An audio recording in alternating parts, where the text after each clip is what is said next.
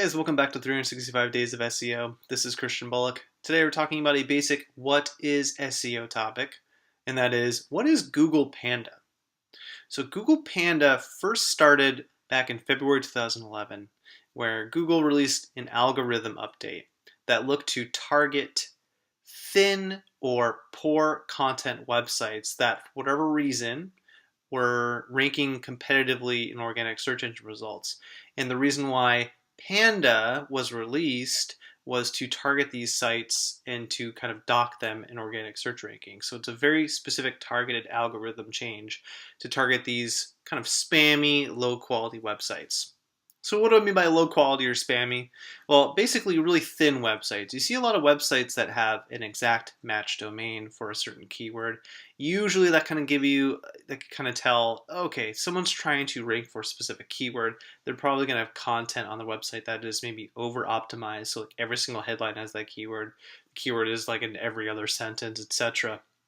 So this Panda update was kind of meant to target those type of websites that kind of followed more or less the guidelines for ranking really highly in terms of on-page SEO. They might have some links from other resources, etc. So everything looked good from that perspective, hence why they're ranking so well. But again, this update just targets those websites specifically. Also, what I mean by thin content is essentially just kind of website that has a couple pages that might just have just be targeting like a certain niche, right, or a smaller keyword that doesn't have the type of volume that a more general keyword does. But a website is so targeted and has the type of thin content, again, like I said, that's just over optimized to try to rank for this term that, as of search engines, they kind of see that and before Panda was even released, that's where they were ranking those websites very highly. Nowadays, hard to do that.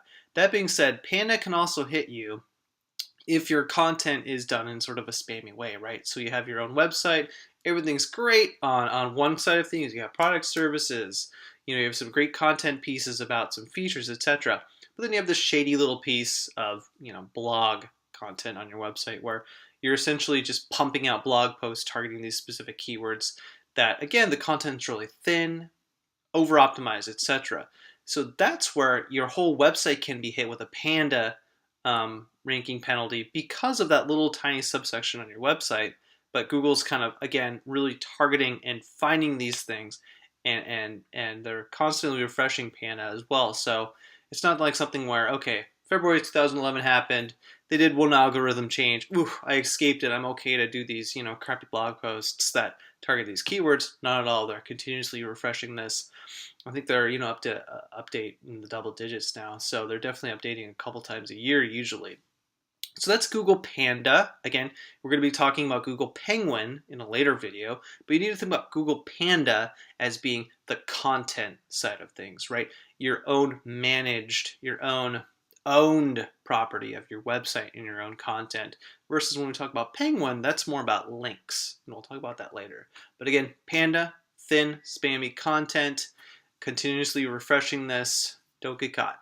Again, my name is Christian Bullock, 365daysofseo.com. We'll see you guys tomorrow.